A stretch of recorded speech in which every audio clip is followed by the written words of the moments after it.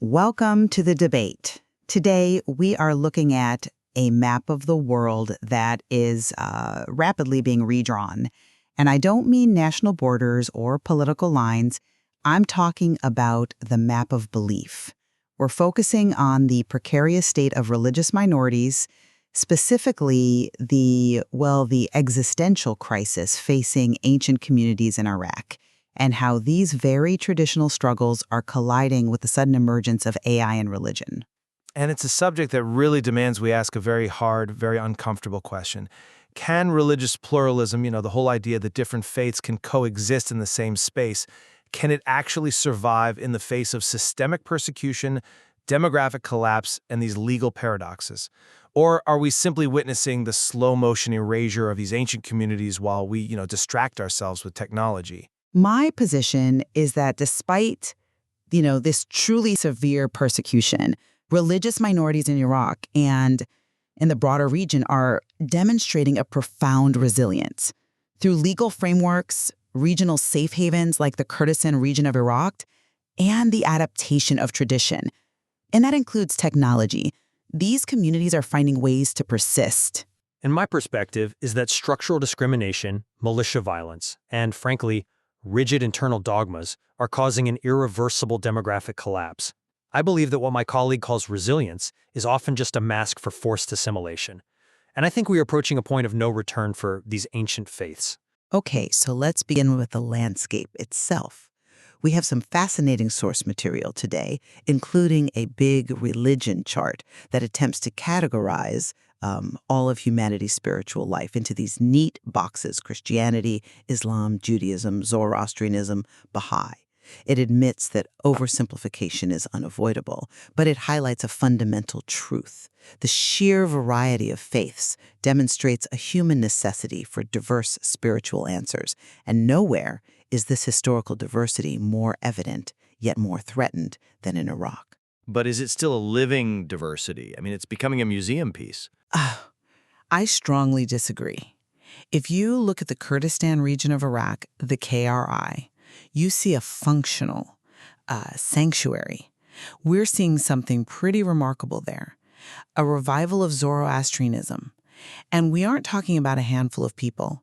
Estimates suggest there are now between 80,000 to 100,000 adherents in the KRI. These are people, often Kurds, converting from Islam, reclaiming an ancient identity. And what's more, the KRI officially recognizes groups that the federal government doesn't, like the Kakai and the Baha'i. I come at it from a different way. You point to the KRI as a sanctuary. You mentioned the Zoroastrians. Yes, 100,000 people is a significant number. But let's look at the legal reality for those people.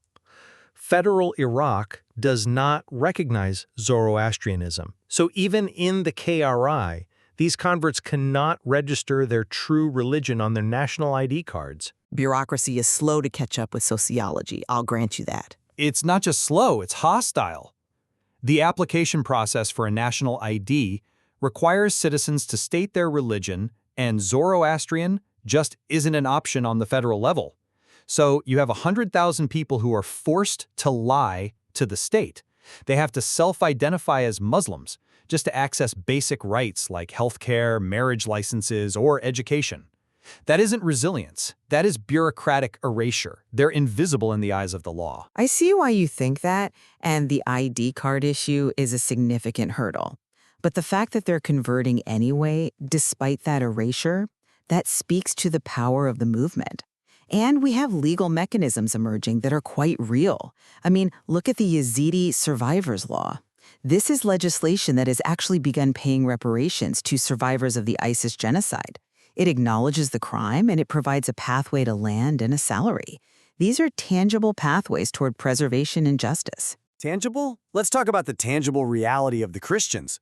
The population has dropped from 1.5 million pre-2003 to fewer than 150,000 today. That is a collapse of 90%. 90. If a species lost 90% of its population in 20 years, we would call it an extinction event. If you call that resilience, we have very, very different definitions of the word. This resilience narrative, it masks the reality that minorities are disappearing not just through violence, but through the quiet administrative elimination of their identity. The numbers are indeed stark. I won't pretend they aren't. But let me give you a different perspective on the legal framework. You say this system is designed for erasure, yet the Iraqi constitution explicitly guarantees freedom of belief. We have quotas for minorities in parliament to ensure they have a voice. The state is funding Syriac language schools. There are 48 in the KRI alone. And in April 2023, the government launched Assyriania, a television channel dedicated to preserving the Syriac language. These are not the actions of a state intent on total erasure. A state that wants to wipe you out doesn't pay for your TV station. I'm sorry, but I just don't buy that. Let's talk about those quotas. They are an illusion. Look at the Babylon movement or Kataib Babylon. This is the political wing of the 50th Brigade of the Popular Mobilization Forces, a militia. They are a political entity, yes. They are a militia masquerading as a political party. In the recent provincial elections, this group, linked to militias, not the community's organic leadership, swept the Christian quota seats in Baghdad, Nineveh, Kirkuk, and Basra. And how?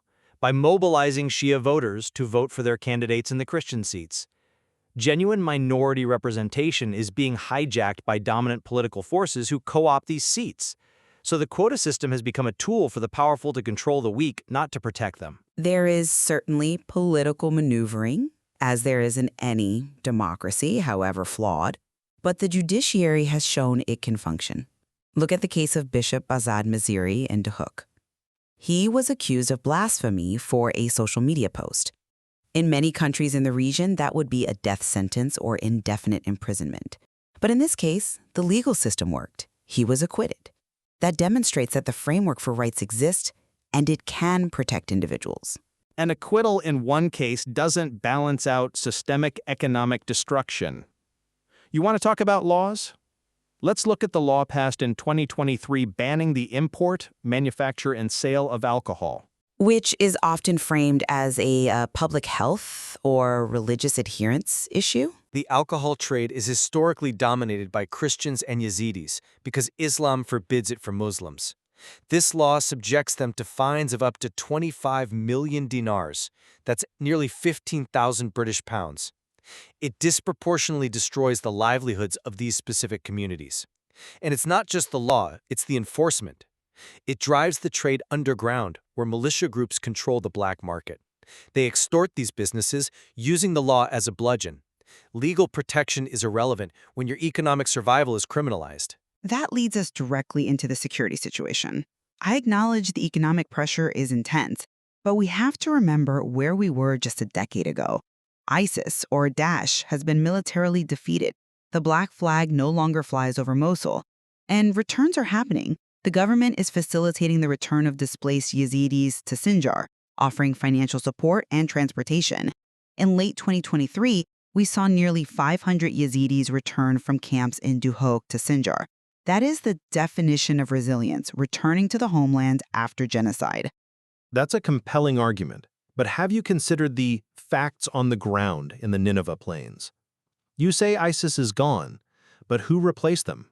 The Popular Mobilization Forces, specifically the 30th Brigade, which is Shabak-led, and the 50th Brigade, which we mentioned earlier. These are units integrated into the state security apparatus. They're hybrid actors who operate with impunity. There are credible reports of these groups engaging in land theft, extortion at checkpoints, and kidnapping for ransom. In Bartella, a historically Christian city, the 30th Brigade is seizing land and effectively preventing Christians from returning while encouraging Shabak or Shia settlement. So you can't talk about returns when the very people controlling the territory are actively seizing property and extorting the returnees. I would frame it differently. The security apparatus is complex, yes, but the KRI still offers a counter-narrative. The level of violence against Christians and Yazidis is significantly lower there than in federal Iraq. It acts as a buffer. A buffer with holes in it. Even in the KRI, land grabs by politically connected individuals are a major complaint. Christians in the KRI regularly report that their land is taken without compensation, and let's not forget the Sabian Mandaeans. The Gnostic community in the south? Yes. This is a community that is religiously pacifist. Their faith bars them from using weapons. They are often goldsmiths by trade. This makes them the perfect victims for kidnapping and robbery. In a security vacuum, pacifism is a liability. They are being targeted precisely because they cannot fight back, and the state isn't protecting them. It's true that the Sabian Mandaeans face unique vulnerabilities. However, their survival for this long, despite their pacifism, speaks to a different kind of strength: social adaptation. Communities adapt to survive. Sabian Mandaeans and Christians in the South may blend in publicly, but they maintain their core distinctiveness in private.